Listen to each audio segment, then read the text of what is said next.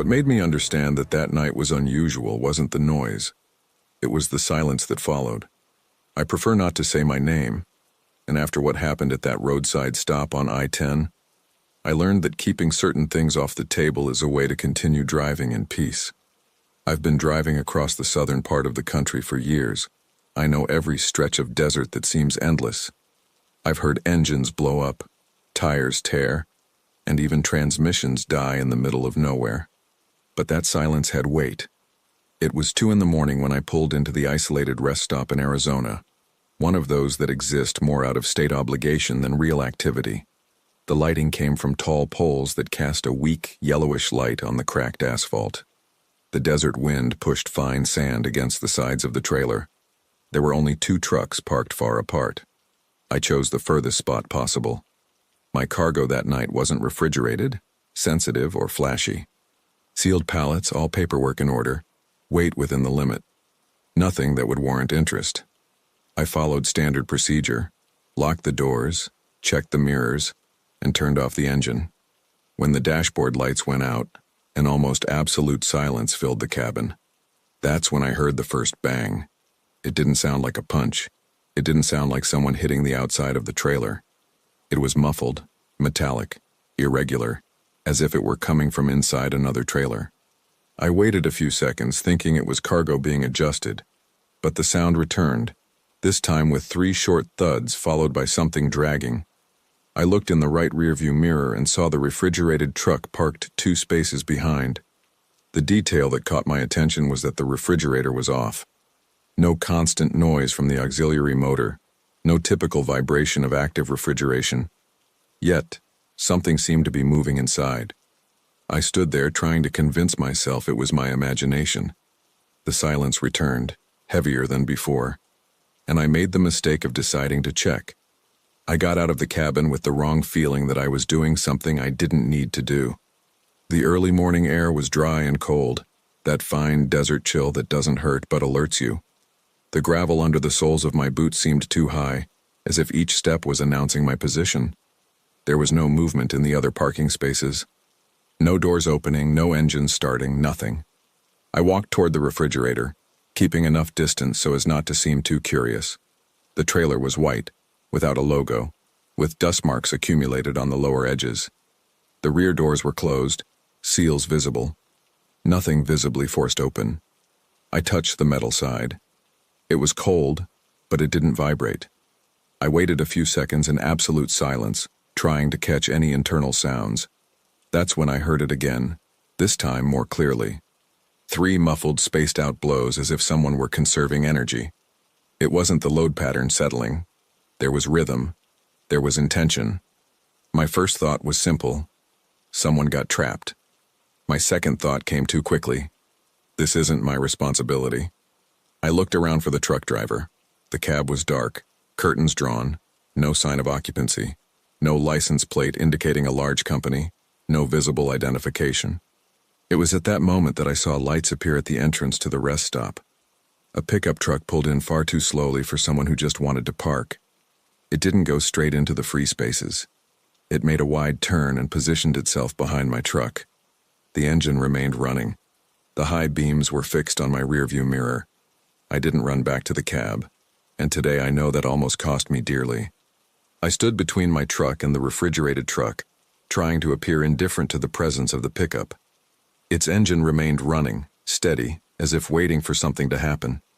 The high beams suddenly went out, but the vehicle didn't move. That's when the feeling of being watched ceased to be just an impression.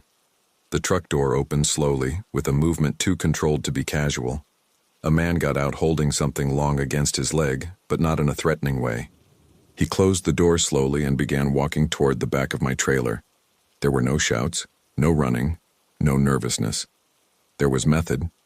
I maintained a firm posture and began to back away toward my cabin, measuring each step. He didn't say anything, didn't quicken his pace, just adjusted his trajectory to keep the distance the same. When I reached the driver's door, I felt my heart pounding in my chest. I climbed 2 steps at once and got into the cabin.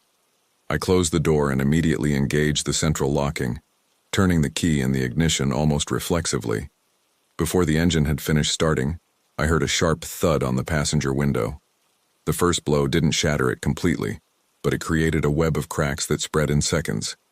The second blow went right through. The glass shattered into the cabin with a violent sound, scattering fragments across the seat and dashboard. I felt small cuts on my arm as he tried to reach the inside door handle. The object he was holding was a heavy metal tool, not an improvised one. He knew exactly where to strike to create enough space.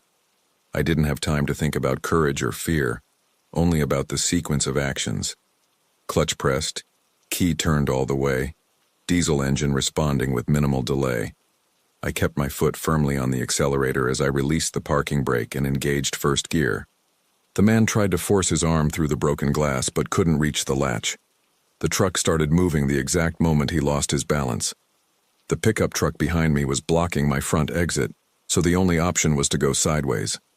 I turned the steering wheel sharply, ignoring the bad angle and the proximity of the loose gravel. The trailer responded with a heavy delay, dragging slightly before straightening out. I heard something hit the side of the cab, but I didn't stop to identify what it was. My only goal was to create distance. The pickup truck reacted quickly, accelerating to try and close my exit angle. It moved forward on the left side while I was still adjusting the alignment of the vehicle. The truck's total weight provided stability, but also limited any sudden maneuvers. If I misjudged the turn, I could end up sideways and completely vulnerable. I kept the accelerator steady, without any visible panic. I passed the rest stop exit almost scraping the low concrete curb. As soon as I reached the I-10 highway, I shifted into the next gear and increased the revs. The pickup truck tried to keep up for a few seconds, staying in the side lane. Its headlights were flashing intermittently, perhaps trying to disorient me. I maintained a straight line. After a few kilometers, she slowed down and disappeared in the rearview mirror. There was no long chase, no gunshots, no honking. Just the calculated retreat of someone who didn't get what they wanted. I kept driving without slowing down, feeling the cold wind enter through the broken glass and mix with the smell of dust and metal. I only slowed down when the mileage counter indicated a sufficient distance to make it impossible to catch me in a few minutes. The wind coming in through the broken glass started to really bother me, bringing in fine sand and the dry smell of the desert. My arm burned from the small cuts, but nothing deep enough to compromise my driving. What really weighed on me was the question I avoided answering. What would have happened if I had opened that refrigerator? I kept thinking about the muffled thumps I heard before the truck came into the rest stop. The pattern wasn't random. It wasn't the sound of loose cargo. It was a restrained, almost calculated rhythm, as if someone knew they couldn't draw too much attention. It didn't sound like a coincidence, and the synchronized arrival of the truck made it all seem even less natural. If someone was trapped inside, the plan was simple and cruel. Create enough curiosity to force a driver to approach and get out of the cab. With the truck unlocked and the driver out of control, all that was left was to surround them and take over. It wasn't about the refrigerated truck, it was about my truck. It was about cargo, paperwork, and a quick disappearance. I'd heard similar stories about crossing Texas and New Mexico, but I always dismissed them as gas station exaggerations. After that night on I-10, I stopped believing it was all just hearsay. Someone had planned the time, chosen the location, and counted on the desert's isolation. Nothing there seemed improvised. When I finally pulled into a well-lit gas station many kilometers later, I realized my hands were still tense on the steering wheel. The attendant asked about the broken window, and I simply replied that it was an attempted robbery. I didn't mention the refrigerator. I didn't mention the banging. I didn't mention the silence. Some things are better left unreported. I continued my journey after improvising a shield on the windshield, but the road seemed different from that night on. Each stop required calculation. Each distant light gained significance. The isolation that once represented peace became a variable of risk. Working across state lines has always involved exposure, but there it became clear how much we depend on split-second decisions. I-10 remained the same, but I didn't. I prefer not to give my name because I still pass through that area a few times a year. I don't know if that refrigerated truck actually had someone inside or if it was all part of a larger scheme. I didn't go back to check. I didn't file a detailed complaint. I didn't try to investigate. My priority was to keep the cargo and stay alive. Sometimes surviving means accepting that you won't have all the answers. What remained was the pattern, not the violence. The muffled sound, the synchronized arrival, the calculated roadblock, the direct attack on the cabin's most vulnerable point. Nothing there seemed impulsive. It was cold, practical, and functional. That's what bothers me most when I remember that early morning.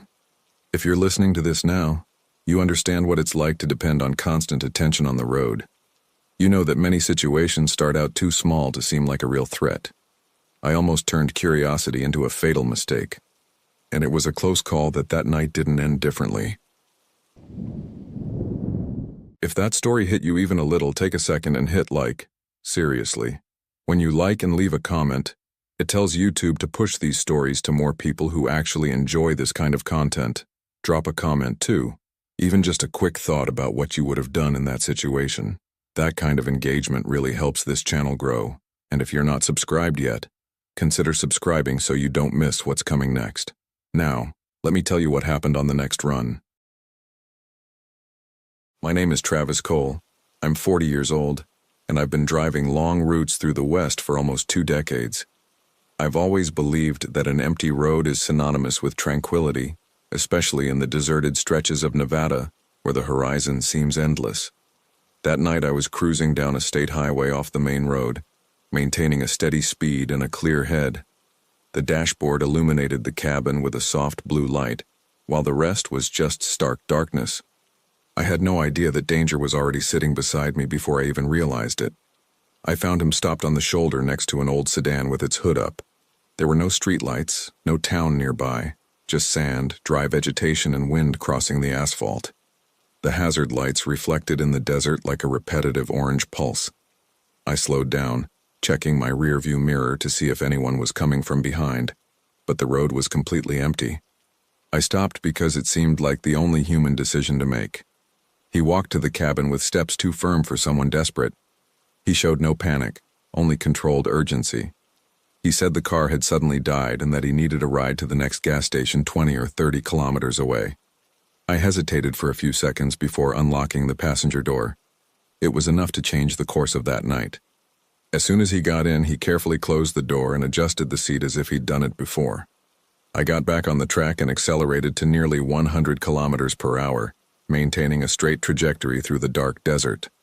The crosswind was constant, but nothing out of the ordinary. The silence inside the cabin lasted less than a minute. He looked ahead and commented that my daughter should be starting high school that year. I hadn't mentioned family. There was no photograph on the dashboard, no sticker on the window, nothing to reveal that detail. Even so, he said her full name, as if he were reading it from a report, and he still hadn't told me his own name. I kept my eyes fixed on the road for a few seconds, waiting for him to complete the sentence with some logical explanation. Maybe someone from my town had commented on something. Maybe he had mistaken me for someone else. The desert stretched darkly past the sides of the windshield, with no visual reference beyond the reflective strip. The digital speedometer remained steady near 100 kilometers per hour. My heart, however, did not. I asked him how he knew my daughter's name, trying to keep my tone neutral and casual. He replied that certain information is easy to find when you pay enough attention. He said it as if commenting on the weather forecast or road conditions. There was no explicit threat in his voice. There was no smile. The crosswind made the trailer sway slightly, and I corrected the direction with small adjustments to the steering wheel. That's when he commented that my house has a white fence on the right side, and that the dog usually stays tied up there when we're not home. I never mentioned any dog. I never mentioned the neighborhood. I never said the city. The dashboard partially illuminated his face, but not enough to read his expression clearly. He kept his hands resting on his legs, a posture too upright for someone recently rescued from the side of the road. He wasn't looking at me, only ahead, watching the asphalt disappear beneath the headlights. The silence between sentences was calculated. The road lay empty in both directions, a dark corridor surrounded by barren terrain and scattered low bushes. There was no town nearby, no gas station visible on the horizon, just miles of desert and no cell phone signal. And I began to realize I was driving too fast to be comfortable. I started slowing down almost imperceptibly, 2 or 3 kilometers per hour at a time without slamming on the brakes. The engine sound changed slightly in RPM, but nothing that immediately caught his attention. He noticed, because he commented that I always drive a little above the speed limit when I'm alone. I had never said what my usual speed was. The information didn't make sense. I asked him his name, trying to steer the conversation towards something normal. He only gave a common first name, too short to remember. He didn't offer a last name, didn't ask mine, showed no interest in formally introducing himself. It was as if he'd already moved past that stage. That bothered me more than the information about my family. That's when I noticed a detail while he was adjusting the position of his right leg. The hem of his pants rode up a few centimeters, revealing something attached to his boot. It wasn't large, but it was enough to recognize the shape. A narrow knife, discreetly tucked into the inner side of the leather. It wasn't loose there by accident.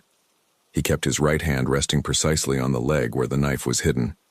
He wasn't holding the blade, but the proximity was too clear to be a coincidence. The dashboard illuminated only the metallic outline for fractions of a second. My field of vision alternated between the road and that specific spot. We were still going over 90 kilometers per hour, in the middle of a completely empty stretch of desert. If I braked suddenly, I could lose control of the vehicle. If I accelerated, I would increase the risk. I needed a decision that didn't look like a decision, and I needed to make it before he decided to act first. I decided not to look directly at the knife again, because any change in my gaze could betray that I had noticed. I maintained a neutral posture, hands firmly on the steering wheel, controlled breathing and minimal movements. The desert continued to stretch ahead like an endless dark strip. The speedometer now read 88 kilometers per hour. The reduction was gradual enough not to seem strategic. He commented that the neighborhood where I live usually gets quiet after 10 o'clock at night. He said the street only has one main entrance and few visible cameras. He spoke as if describing a memorized map. There was no emotion in his voice, only observation. Each sentence seemed constructed to gauge my reaction. I casually asked where he lived, but he deflected the question by saying he travels a lot. He added that predictable people are easy to follow. He didn't use the word watch. He didn't use the word follow. Still, the meaning was too implicit to ignore. My focus on the road had to compete with mental calculation.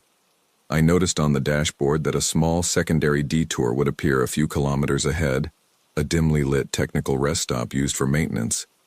It wasn't an official station, but it had open space and better lateral visibility. If I could get there without provoking a reaction, I would at least have room to maneuver. The decision needed to seem natural. He readjusted his leg's position, confirming that the knife was still there. His right hand was now closer to the handle. The silence inside the cabin grew heavy, unlike the comfortable silence of before.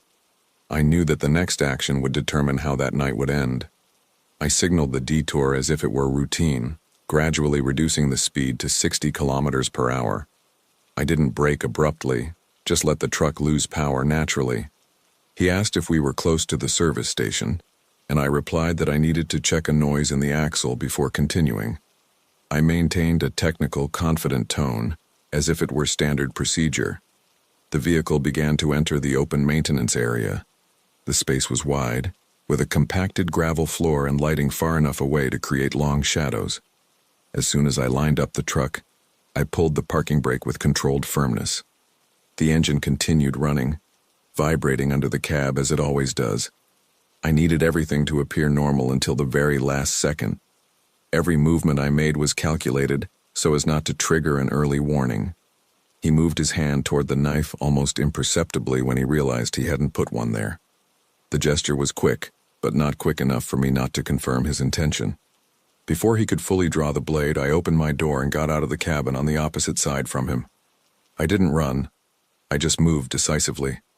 As soon as my feet touched the ground, I quickly circled the front of the truck, keeping my distance from the passenger door. He opened the door almost at the same time, but the height difference and the weight of the cab worked in my favor. I stayed out of direct reach while he assessed the situation. The knife was now fully visible in his hand. Without saying a word, I returned to the driver's side of the cab, climbed the steps, and locked the door before he could get around the vehicle. I engaged the gear and released the brake in continuous sequence. The truck moved forward, leaving him on the gravel, stopped without chasing after it. In the rearview mirror, I only saw the silhouette diminishing in the dust. I only truly breathed a sigh of relief when I got back on the main highway and resumed a steady speed. The desert remained the same, dark and silent, but now it seemed larger than before. The speedometer read close to 90 kilometers per hour again. My hands were firmly on the steering wheel, but the tension was still there. The cabin had never felt so small. There was no chase, no headlights flashing behind me. He simply stood there, motionless on the gravel, as if he had already decided that this attempt was over. That's what disturbed me the most. There was no desperation, no emotional outburst, just a completed calculation.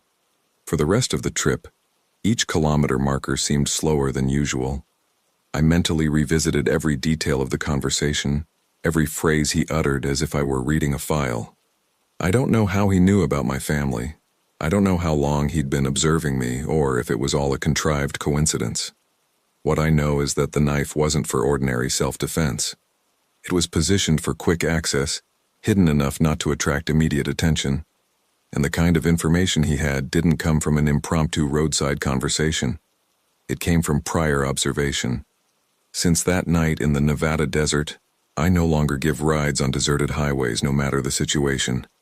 The road remains long, remains silent, but now I understand that not every request for help is just a request. Sometimes it's a test to see if you're willing to open the right door. The gate was open when it shouldn't have been. There was no illuminated sign, no active guard post, no record of nighttime operations in that yard. Even so, the recent tire tracks on the ground indicated constant movement. I knew it didn't make sense even before I turned off the motor, and yet I went in. My name is Caleb Turner, and I've been driving in the Southwest long enough to recognize when a place feels off. The company instruction was clear. Wait there until unloading clearance the following morning. The yard was isolated, surrounded by open desert and low metal sheds. There was no town nearby, just state highway and sand. After parking in the designated area, I turned off the engine and waited for silence to settle in. The desert wind swept across the terrain, kicking up fine dust against the sides of the trailers. The lighting came from tall poles with flickering white bulbs. With each flicker of light, the shadows shifted position. It was on the third swing that I noticed movement where there shouldn't be any. Two men were standing between trucks parked further back, unloading something quickly and in a coordinated manner. They weren't wearing uniforms, there was no forklift, and there was no official record of their activity. The rear doors of one of the trailers were open. I remained motionless inside the cab, watching through the side mirror adjusted to its maximum. The boxes they were moving had no visible identification and were being transferred from one truck to another. No interior lights were turned on to avoid attracting outside attention. This wasn't an overtime shift. This was something that shouldn't be happening. I remained seated in the cabin for a few minutes, pretending to review messages on the panel to justify leaving the interior light on. Every movement outside was quick and efficient, as if following its own schedule. There was no loud conversation, only short gestures and silent coordination. The surrounding desert remained completely dark beyond the reach of the streetlights. This was happening in the middle of nowhere. The transfer of goods was done directly between two trailers parked side by side. One of them wasn't on the list of vehicles scheduled for that yard that night. I had received the full schedule before leaving the base. I recognized at least 3 license plates that shouldn't have been there. This confirmed that I hadn't been imagining things. I decided not to interfere and just wait inside the truck until dawn. The plan was simple: remain invisible. If they didn't know I'd noticed, maybe it would all end there. I slightly adjusted the mirror to widen my view without leaning too far. The last thing I needed was to attract attention. That's when one of the men stopped for a second and looked directly in the direction of my truck. It wasn't a casual glance. It was an assessment. He remained motionless for several seconds, far too long to be a coincidence. Even with the uneven lighting, I felt I had been identified. Instinctively, I turned off the interior cabin light and remained completely still.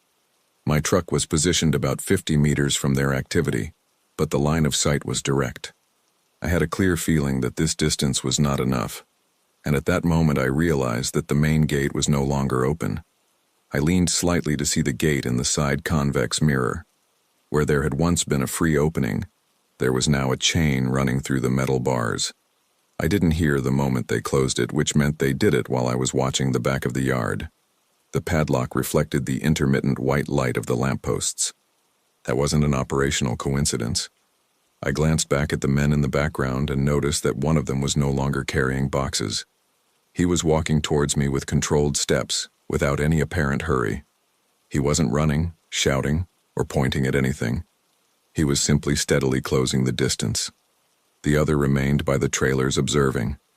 My first impulse was to start the engine immediately and drive toward the gate, but the interior space was too narrow for a sudden maneuver. There were trucks parked in parallel rows, creating tight corridors. If I got the angle wrong, I could get stuck between two trailers, and then there would be no second chance. I decided to keep the truck off for a few more seconds, trying to look like just another driver waiting to unload. The man kept approaching, now less than 30 meters away. The light flickered again, casting a long shadow of him on the concrete. He already knew I had seen him. That's when I heard the dry sound of a metal door slamming shut somewhere behind the sheds. It indicated more people in the yard, not just two men. The math changed instantly. I wasn't just trapped in an enclosed space.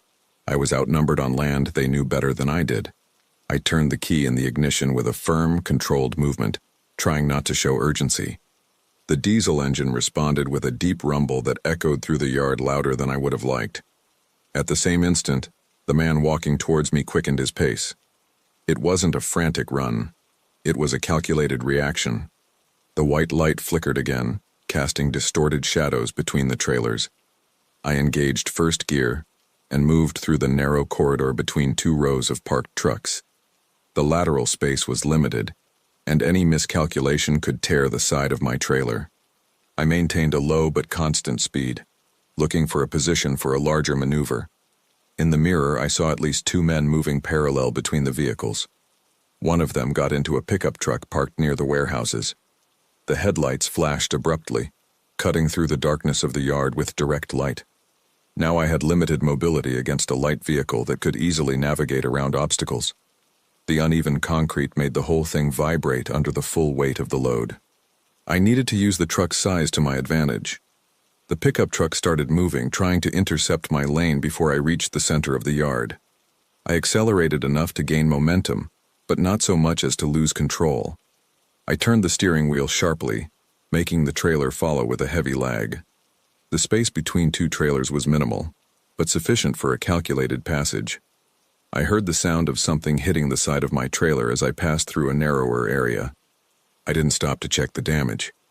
The pickup truck appeared from the left, trying to block my path. The enclosed yard was now a maze of metal, concrete, and headlights crisscrossing the middle of the New Mexico desert. I knew I couldn't beat the pickup truck in agility, so I needed to force it into a miscalculation. I kept the truck straight for a few meters, and then turned abruptly to the right, entering an even narrower corridor between two parked trailers. The space was too tight for the pickup to continue at the same speed. The weight of my vehicle gave me stability, not speed. The pickup truck tried to maneuver around the outside of the lane, attempting to intercept me at the exit of the corridor. I increased the revs just enough to maintain constant momentum without losing traction. The uneven concrete made the steering wheel vibrate in my hands. Each side mirror was checked in fractions of a second. Any mistake there would leave me stranded. As I exited the corridor, I aligned the truck directly toward the main gate. The chain was still stretched between the metal bars, reflecting the white light from the lampposts. There was no time to get out and try to remove the padlock. The only viable option was to use the truck's own weight as a tool. I kept the accelerator steady. The pickup truck reappeared from the left, attempting to cut me off before I reached the gate. I ignored the approach and maintained my steady trajectory. The impact of the grille against the bumper was loud and sharp, followed by the snap of the chain stretched to its limit. The padlock couldn't withstand the combined force of weight and inertia. The metal structure gave way enough to create a partial opening. The truck slid through, dragging part of the side fence before hitting the outside asphalt. In my rearview mirror, I saw the pickup truck stop before the damaged gate. They didn't try to go beyond the yard's boundaries. I got the impression that this was already the maximum reach of their operation. I didn't slow down until the parking lot completely disappeared from the rearview mirror, and the state highway resumed its normal silence. The New Mexico desert looked the same as always, but I knew it wasn't the same for me anymore. The engine revved steadily as I mentally reviewed every second of the chase. The cabin vibrated like any other night shift. Only now there was something different. I didn't immediately call the company or the local police. I only stopped when I had enough signal to file a basic report without mentioning every detail I had seen. I explained about suspicious activity and a gate being closed without authorization. I didn't describe the boxes or the faces. Some information needs to be delivered carefully. What became clear to me was that this wasn't an improvised operation. It was a structured operation with a controlled gate, positioned vehicles, and a silent transfer of goods. I had parked in the middle of something that was already underway, and I was noticed before I could leave without leaving a trace. Since that night, I haven't entered an isolated courtyard without confirming official activity through multiple sources. It doesn't matter what the schedule says. It doesn't matter how urgent the delivery is. The road teaches you quickly when you survive a wrong decision, and I barely survived. My name is Caleb Turner, and if there's one thing I've learned in the desert, it's that isolation doesn't mean safety. Sometimes it means the exact opposite. If you made it this far, hit like and let me know which story stuck with you the most. Also, drop a comment telling me where you're listening from and what time it is there right now. That kind of interaction helps YouTube push these stories to more people. If you're not subscribed yet, consider subscribing so you don't miss the next ones. Thanks for listening. Drive safe.